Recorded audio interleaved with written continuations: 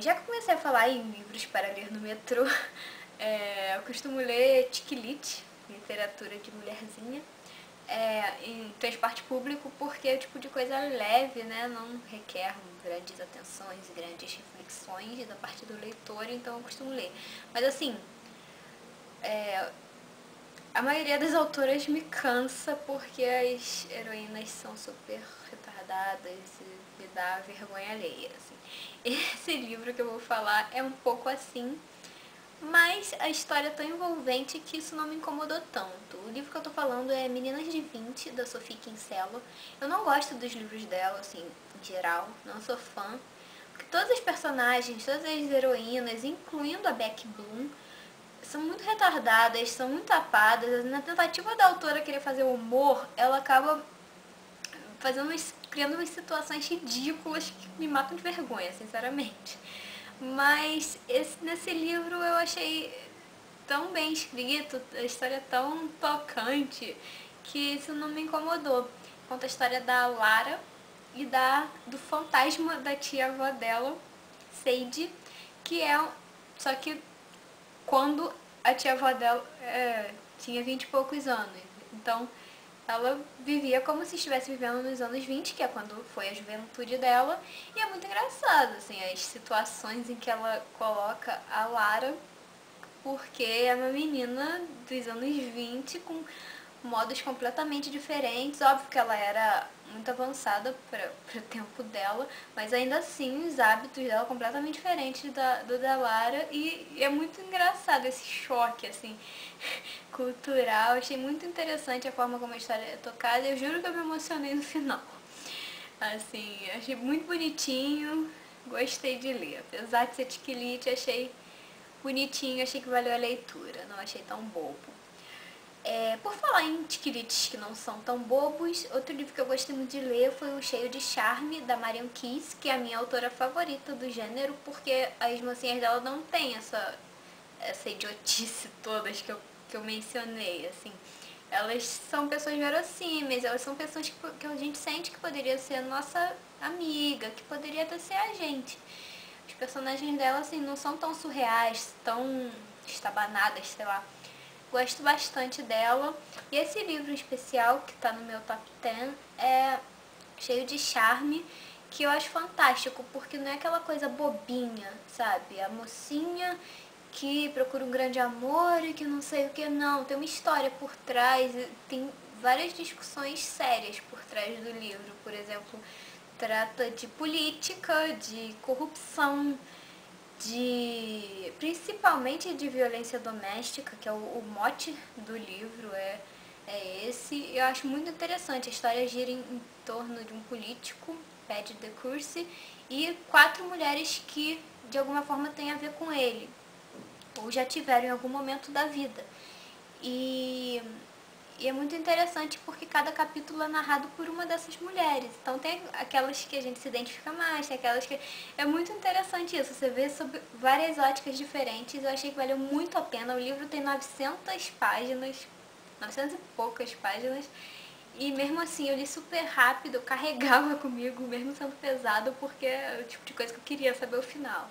Recomendo muito, muito, muito, porque é um tiquilite diferente dos outros.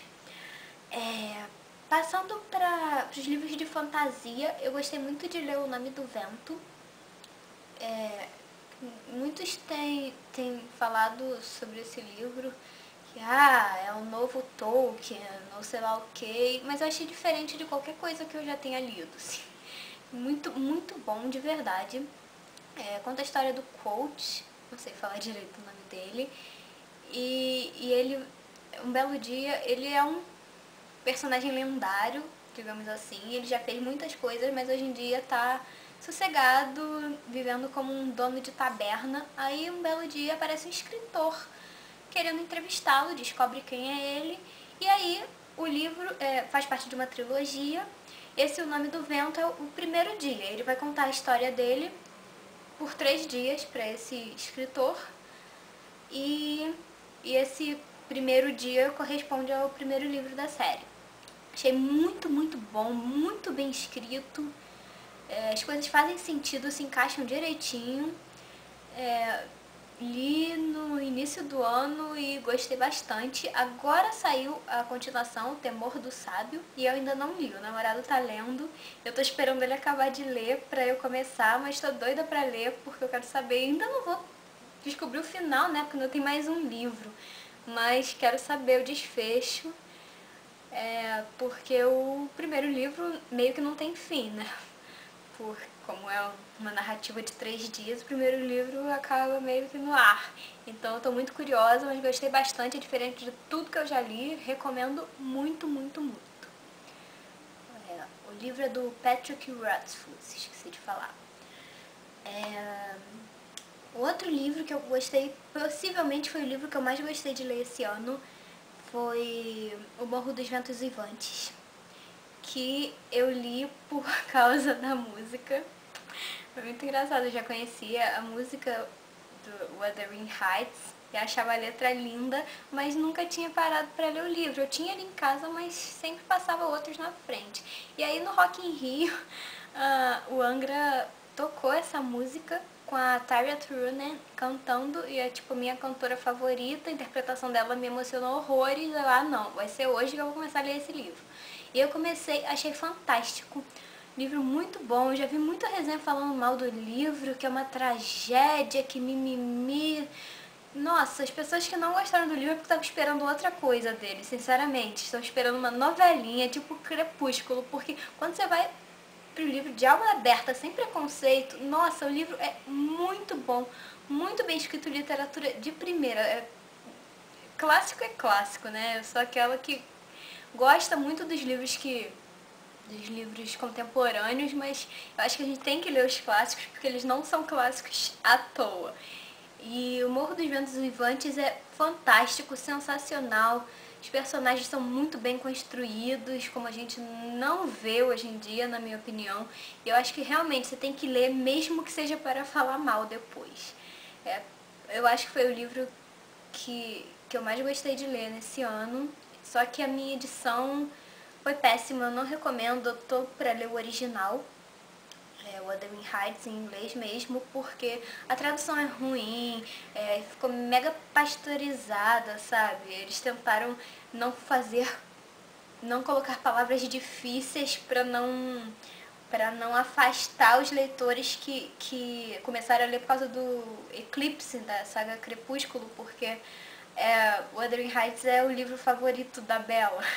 E aí tem muita gente que se interessa a ler por causa disso. E aí, pra não perder esse público, a Lua de Papel fez uma edição muito fraquinha, muito pobre mesmo. Eu realmente me decepcionei um pouco com isso.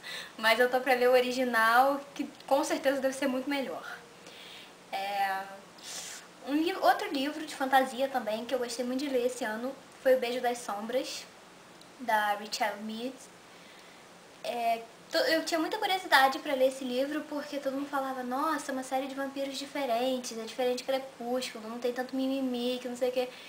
E assim, realmente é uma série diferente, mas eu não achei que merece esse hype todo.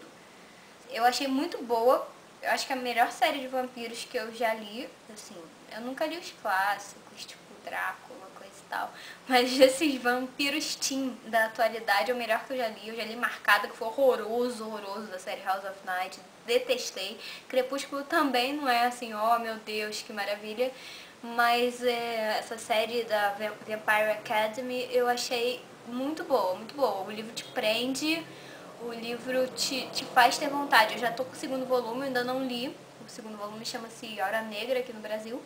Eu ainda não li, mas tô pra ler porque a história meio que te prende pra você querer saber o que vai acontecer depois. Gostei bastante, mas assim, não é a melhor coisa do mundo como muita gente tá dizendo por aí. Existem coisas melhores, mas por ser uma literatura de vampiro diferente do que eu estava acostumada, entrou pro meu top 10. E por fim, um livro que eu ainda não terminei de ler, mas ele tinha que entrar pro ranking, porque eu tô amando, tô acabando, faltam 20% do livro só. Chama Bela Maldade. E o livro é sensacional.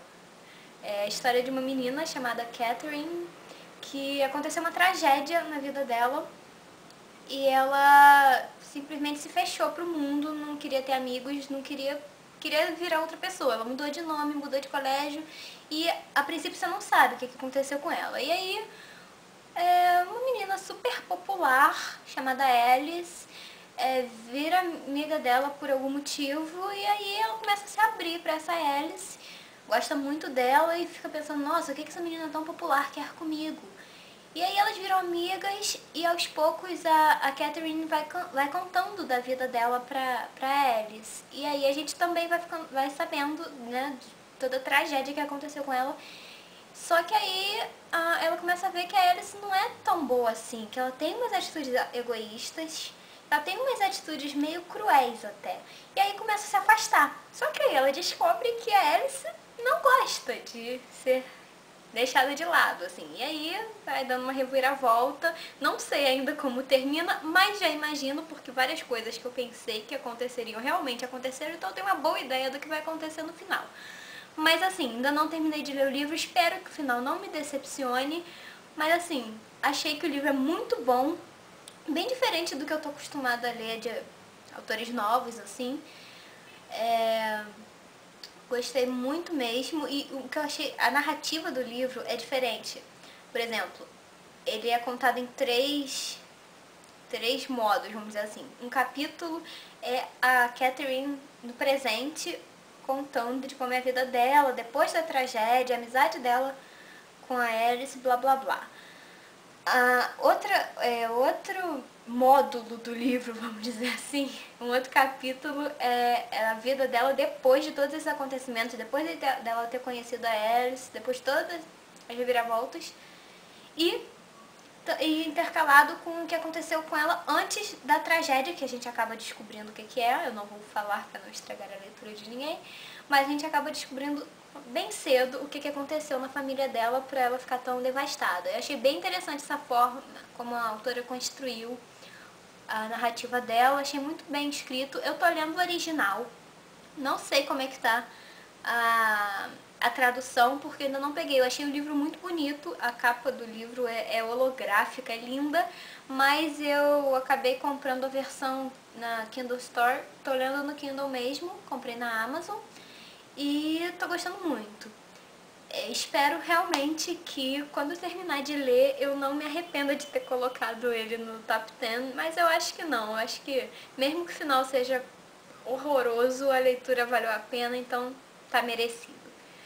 Bom, eu vou colocar aqui embaixo os links para as páginas dos livros no Scoob. Para quem se interessou, pode ir lá olhar a sinopse, ver a resenha, etc. E para não ter que ficar fazendo um monte de texto, né, resenhando o livro. E basicamente é isso, foram esses os livros que eu mais gostei de ler esse ano. Espero que eu não tenha me saído tão mal assim no meu primeiro vídeo. E é isso, compartilha comigo como foram suas leituras em 2011, ver se você já leu alguma coisa que eu já li, vamos trocar ideias, ok? Beijos e feliz ano novo para todos!